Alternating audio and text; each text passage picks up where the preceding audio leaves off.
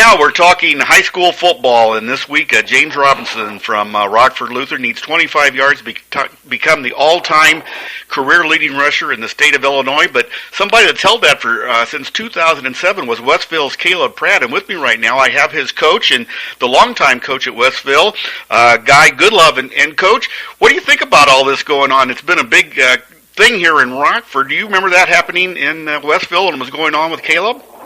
Well, it wasn't as big down here, evidently, as it is up there. I mean, we all knew about it, but it wasn't something that we really talked about or did anything special for. The program that we inherited here hadn't won for several years, and we got the program turned around, and it was more about trying to get to the state championship game than focusing on breaking a rushing record. But, you know, when he broke the record, I gave him the game ball, and we continued to play the game. I mean, that's what we did, and we were proud of him for breaking it, but it was something that we all hung our hat on. It just wasn't Caleb. It was our offensive lineman, and it was just a total team effort that we were all proud of. So, but I'm happy for the young man up there at Rockford. I did not know or even realize that Caleb's rushing record was in danger until I got a phone call from the Rockford Lutheran athletic director. Mm-hmm. And that's when I first heard about it. And then at practice that evening, his brother, Logan, plays for me right now. Mm-hmm. And I asked Logan about it, and some of the other kids on the team, evidently they had seen James on film somewhere and were really impressed with what they saw. You know, when the kids say, "Hey, Coach, he's the real deal," then you know you've got a special athlete. So my hat's off to the young man up there. You know, I've watched film on Caleb. You know, you can get film all over the place now, and I've also been fortunate enough to see James Robinson. They remind me a lot of each other, Coach. And can you tell us basically what Caleb Pratt, what made him so special for you guys? And I know you had a really good team that year, too, the years he was there. Well, you know, I saw Caleb run. Caleb's uncle helps coach with my program, has for many years, and he kept telling me about Caleb coming up through that youth program. Mm-hmm. So I went over there a few times, unbeknownst to Caleb, and watched him run, and I knew I had something special coming up. When he was an 8th grader, we went over to St. Joe Ogden, which is a perennial football power in the state, and we beat them in youth football at the varsity level that year, and I watched Caleb just dominate. They just couldn't tackle him. And the year before that, I think we had went 1-8. We'd won one game and had 8 losses. And I went downstairs to the superintendent. I said, "If you know, it's coming. It is really coming. We've got something special." And the next year, we had our first padded practice, and we had Caleb with the scout team offense going against the first team defense. And our first team defense couldn't tackle him.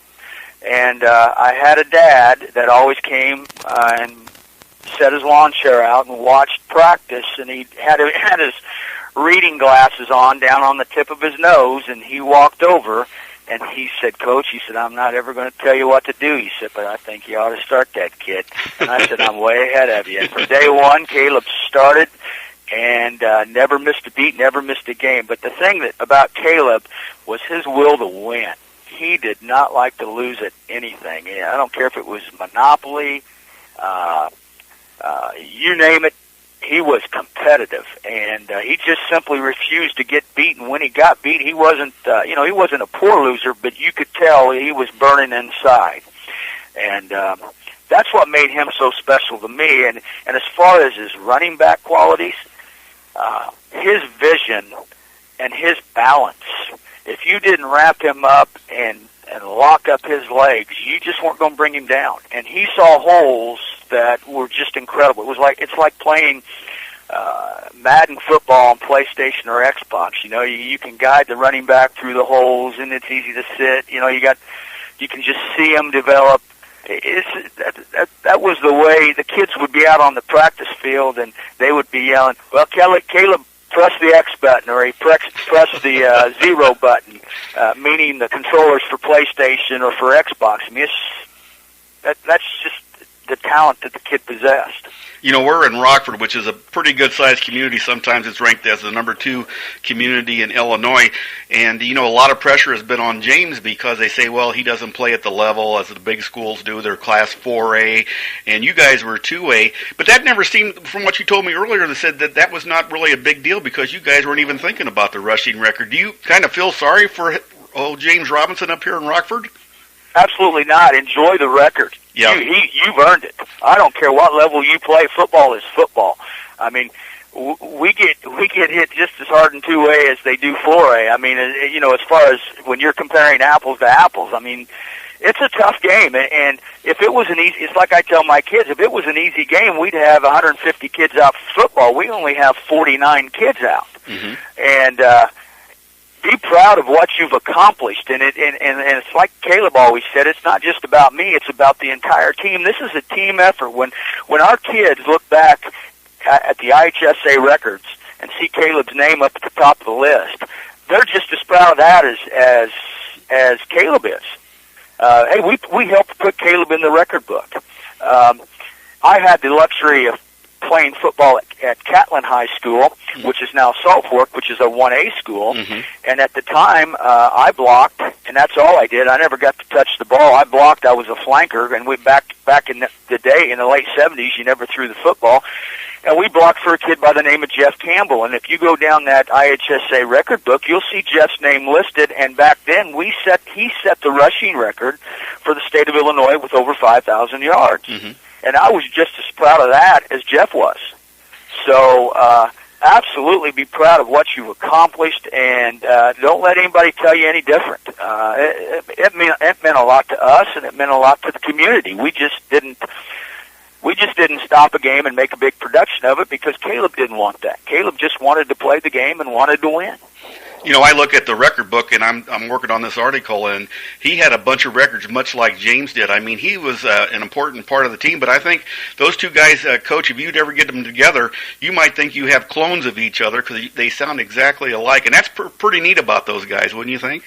Oh, absolutely. And, you know, Caleb was very shy and wouldn't say anything to anybody, and he was that way on the football field. Now, he was also a little bit like Walter Payton. He was a jokester. So if he got to know you and he got to the point where he could trust you, then he'd open up and you know, he'd horse around and have a good time. But, you know, I never ever heard him talk about records. I never ever heard him talk about his accomplishments.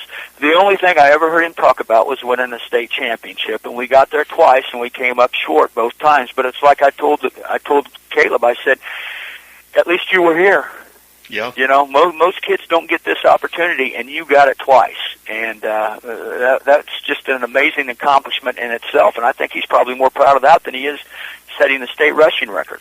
I read a story about him where he was named by one of the papers up there as the player of the decade, and I saw some quotes from him, and he looked back on what he could have done to even improve himself as a freshman. So he's one of those kids that really worked hard, even though he was graced by God with those natural talents. Oh, absolutely. And, you know, he never had to question his work ethic. When he stepped on the football field, it was, hey, we're going to play football. And, you know, as good as he was offensively, he was just as good defensively. And I pulled out one of his papers and one of his quotes in the article when he was named 2007 News Gazette Player of the Year. He said he would much rather play on the defensive side of the ball. He would much rather dish out the punishment than receive the punishment. You know, he just loved the game, and he I don't think he ever left the field unless we pulled him. And we were so good back in those days that, you know, there were many games Caleb only played a half or played three quarters, and then we pulled him. And he never had a problem with that. You know, he never said, hey, wait a minute here, I want to put more yards or I want to score more touchdowns.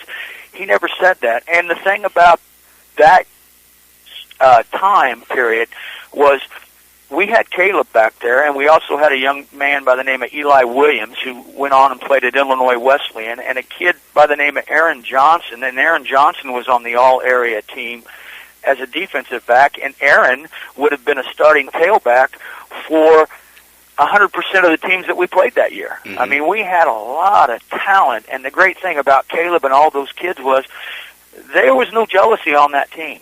They were all for one, one for all, and that's what made those groups so special and made Caleb special. Well, one thing about it is Westville will remember Caleb Pratt. I know the state of Illinois will remember him, and a lot of people have asked about him as we get closer to this record for James, so it's kind of a nice to hear from his coach and hear what a great kid he was. Thanks so much, Coach, for doing this today, and we really appreciate it.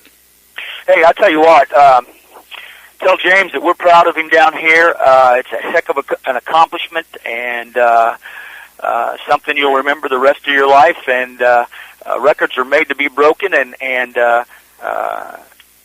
you know, when the next young man steps up and breaks James' record, I hope they treat James as well as Rockford has treated Caleb and us. Thanks so much, Coach, for being on today, and good luck the rest of the football season, too. Thank you, sir. We've been talking to Guy Goodlove, the head football coach at Westville. He was also Caleb Pratt's head football coach during his record-breaking years. For the StatelineSportsHub.com, I'm Dave Schmidt.